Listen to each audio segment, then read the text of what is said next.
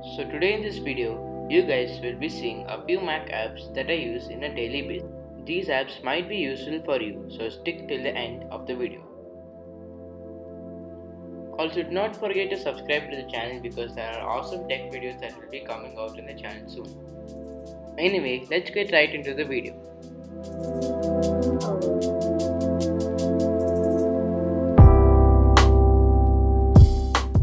So the first app is Microsoft Edge. Microsoft Edge is my main browser. Recently, I switched to Microsoft Edge from Chrome. That is because I felt Microsoft Edge was more user friendly. Microsoft Edge is buttery smooth to use and is very convenient. Microsoft Edge is very fun to use.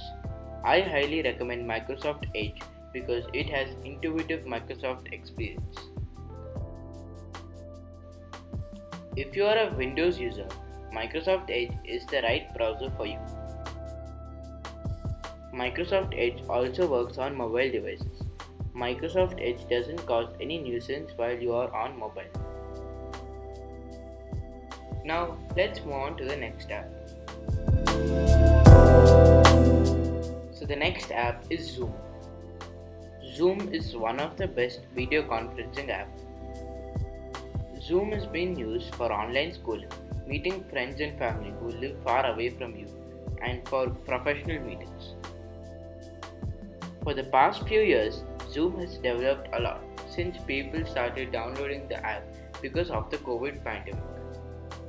Now let's move on to the next app. The next app is Python IDE. Python is a simple programming language for beginners who are coding for the very first time. I have been learning Python for 2 years and Python has allowed me to be productive. I think you can boost your productivity by coding. Click the link in the description to download Python. The next app is Spotify. I use Spotify for listening to music and podcasts. I have also created a MyTechAndAccessories playlist so you can find all the music I use. The only thing annoying in Spotify is that it has very long ads and it feels like it is never gonna end. Other than that, Spotify is a very good app. The next app is IntelliJ. Some of you might know this app if you have watched my other videos. So IntelliJ is an IDE for Java. IntelliJ is also an app for productivity. Java is a very easy programming language, so please try it out.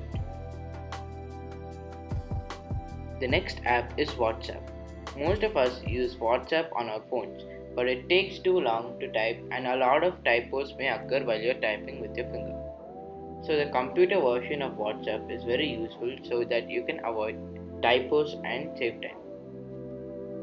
Anyway, thanks for watching. See you guys in the next video.